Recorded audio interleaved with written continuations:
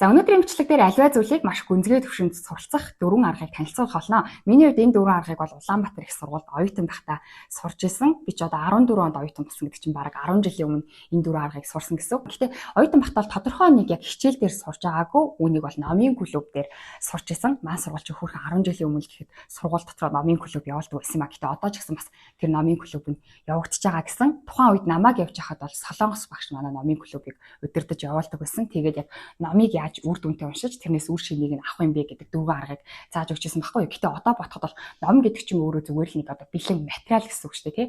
Тэгтэл тэр материалаас бид нэр өөртөө хэрэгтэй юм а яаж олж авах вэ гэдэг чинь ер нь бол суралцах арга гэсэн үг. Тийм учраас өнөөдрийн бичлэг дээр тэр сурсан арга би бас өөрөө хэрэгжүүлээд утсан чинь маш үр дүнтэйсэн тэр дөрвөн арга танилцуулах болно. За аливаа зүйлийг маш гүнзгий төвшөнд суралцах нэгдүгээр арга нь болохоор зорилгоо тодорхой болгох. Гэтэ зорилго гэхээр одоо би өөрийгөө хөгжүүлнэ, өөрийгөө илүү төлөвшүүлнэ гэсэн ерөнхий зорилго байж болохгүй.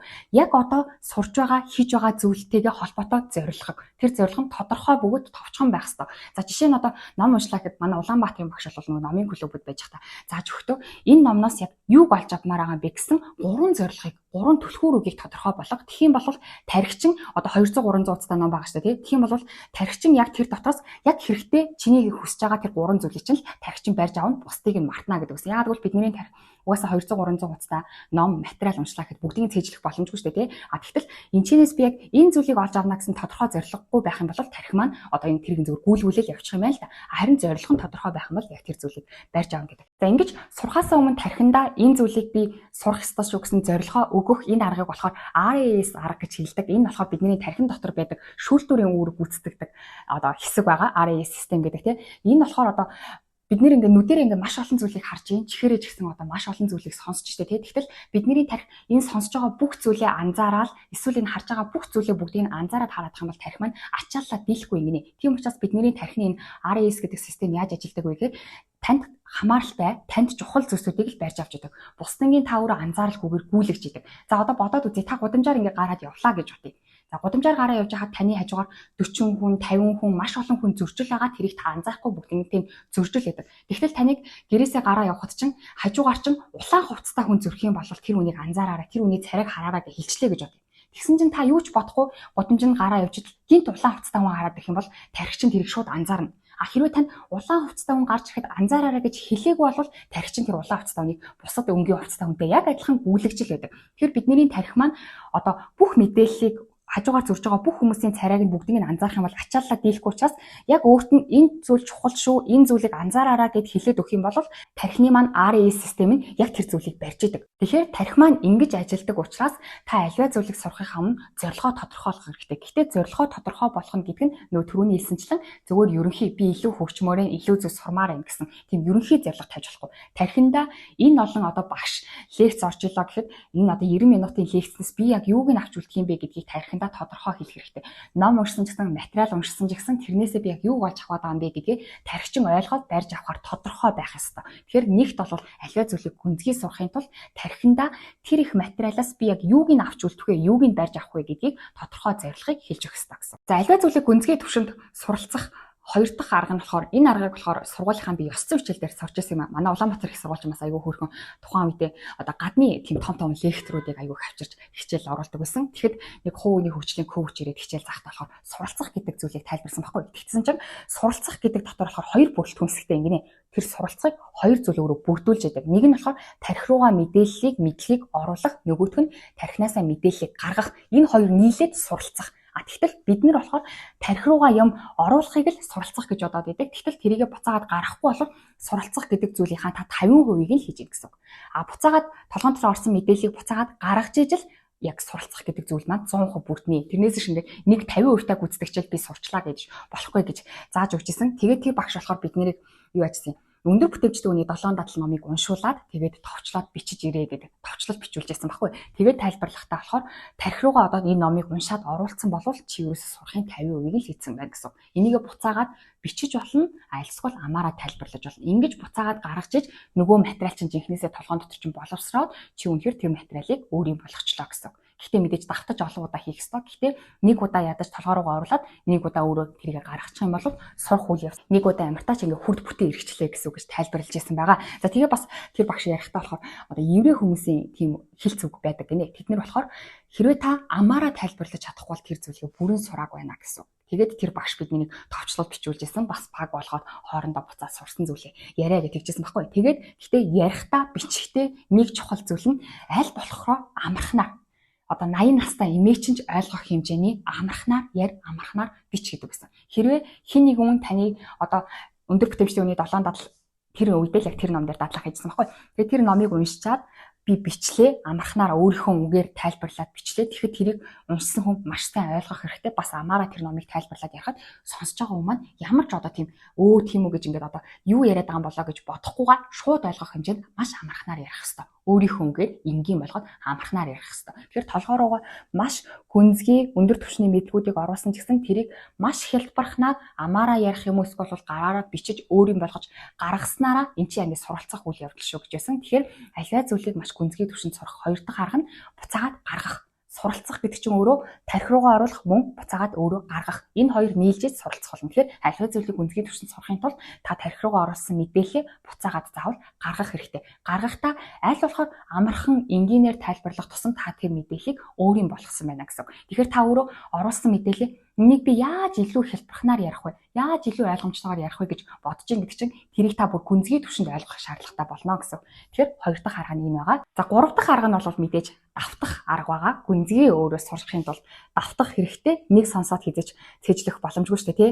Тэгээд энийг болохоор манай номын клуб дээр хэрэгжүүлдэг байсан. Номын клуб дээр болохоор одоо 200 юм уу 300 утастай ном уншлаа гэхэд үнэхээр сайн ном байх юм бол тэр номоо дахин уншдаг байсан байхгүй юу? Бид нэр тэгээд манай багшийн хэлдэг байсан үг нь бол олон ном уншснаас илүүгээр нэг чанартай номыг олон дахин уншсан нь илүү биднэрт үлдэцтэй. Нэг номоо бүр уншаад тэрнийхээ цаад хэлэх гээд байгаа санааг нь ойлгоод хэрэгжүүлэх юм бол илүү үр дүнтэй гэж тайлбарладаг байсан. Тийм болохоор бид нэрийг бол ингээд ном уншихдаа дандаа өөртөө хэрэгтэй зүйлийнхаа доогуур нь зураа гэдэг байсан.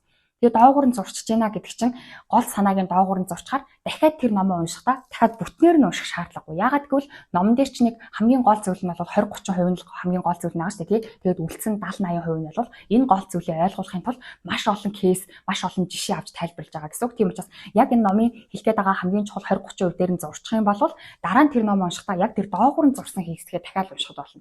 Энийг удаа бүтэн уншчихсан учраас доогуур нь зурсан хэсгээ дахиад уншихад нөгөө 70-80%-ийн тайлбарууд нь бол тархинд нь санагдчихэдэг. Тийм учраас угаасаа нэг зүйлийг өөрийн болгож гүнзгий түвшинд сурахын тулд маш олон удаа давтах хэрэгтэй. Давтахдаа ном, материал уншиж байгаа зүйлийнхаа доогуур нь зураад дараа нь доогуур нь зурсан хэсгээ давтаад хараад ахад болно гэдэг. За дээрэс нь бас нэг одоо бичиж тэмдэглэж авахтаа танилцуулдаг байсан арга нь одоо ингээд цаас ч юм уу дэвтэр ч юм уу байлаа гэхэд Harvard-ийн оюутнууд тэгдэг гэсэн. Ингээд энд нь ингээд зураас зурчдаг гинэ. Ингээд одоо нэг 30% ч юм ингээд хуваачна. Тэгэнгүүтээ энд нь бичиж авсан бүх материалаасаа хамгийн гол гэсэн хэрэгтэй зүйлсүүдээ энд нь биччихдэг. Тэгээд дараа нь дэвтрээ харахтаа энэ гол зүйлсүүдээ л хараад явхад болно гэдэг. За тэгэхээр ерөнхийдөө бол гол санаа бол давтах хэрэгтэй. Давтахтаа гэхдээ бүх зүйлийг эхнээс нь дуустал нь давтах юм бол цаг хугацааны хувьд хэцүү учраас гол зүйлсүүдээ тусдаа тэмдэглэж авна. Эсвэл гол зүйлсүүдийнхаа доогуур нь зурчин. Тэгээд тэрийг хараад ах хэвээр. За манай багшийн өөрх нь хэрэгжүүлдэг арга бол ийм аргыг бас аюу хэрэгжүүлдэг гэсэн. Тэр болохоор ингээд ном дээр гарч байгаа гой ишлэлүүдийг ингээд түүгээд бичдэг. Зөвхөн ишлэлүүдийг түүгээд бичдэг. Тэгээд яг нэг зүгээр сууж захтаа энгийн чийлэрж захтаа тэрийг байнга хараал хийдэг. Тэгэхээр сүүлдээ тэрийг нэг зүйлийг нэг ишлэлийг ингээд бараг 100 удаа давтаад 100 удаа харчих юм бол бараг өөрийнх нь бодол юм шиг даалт ухамсарт нь шингэдэг. Тийм учраас маш олон удаа давтаж харж явах хэрэгтэй гэж танилцуулдаг байсан. За дөрөвдөх нь аливаа зүйлийг одоо маш гүнзгий түвшинд сурах дөрөвдөх арга бол mind map зурх арга байгаа. Оюуны зураглал гэж хэлдэг тийм. Энэ аргыг болохоор манай их сургуулийн нэг Солонгос багш өөрөө Солонгос руу явж сургалтанд сууж ирээд биднэрт зааж өгчээсэн байхгүй. Тэгээд mind map ч угаасаа ингээд гол зүйлээ голт нь яг гол түлхүүр үгээ голт нь бичээд тэгээд салаалуулаад тэрнтэй холбоотой зүйлсүүдийг ингээд бичээд зураад явдсан шүү дээ тий. Гэхдээ энэ mind map-ийг зурхад болохоор манай багшийн хийдэг байсан зүйл болохоор биднэрт юу гэсэн материал харуулахгүйгээр бичүүлдэг байсан. За жишээ нь нэг одоо ном уншууллаа гэхэд тий одоо ямар ном уншдیں۔ За нэг одоо өндөр бүтэмжтэй үний 7 дадал сайн яасан чигээр өндөр бүтэмжтэй үний 7 дадал гэдэг ном уншууллаа гэж бодох юм бол яг зүгээр биднэрт ингээд цагаан цаас өгөөд цагаан цаасныхаа голд нь өндөр бүтэмжтэй үний 7 дадал гэдэг бүгдээрээ биччихин. Тэгээд тэр номоо ингээд оюутнууд маань бол бүгдээр уншсан баг штэ тий. Тэгэнгүүтээ mind map-ийг өөртөө зурх. юу ч материал харахгүй, дахиж ном харахгүй.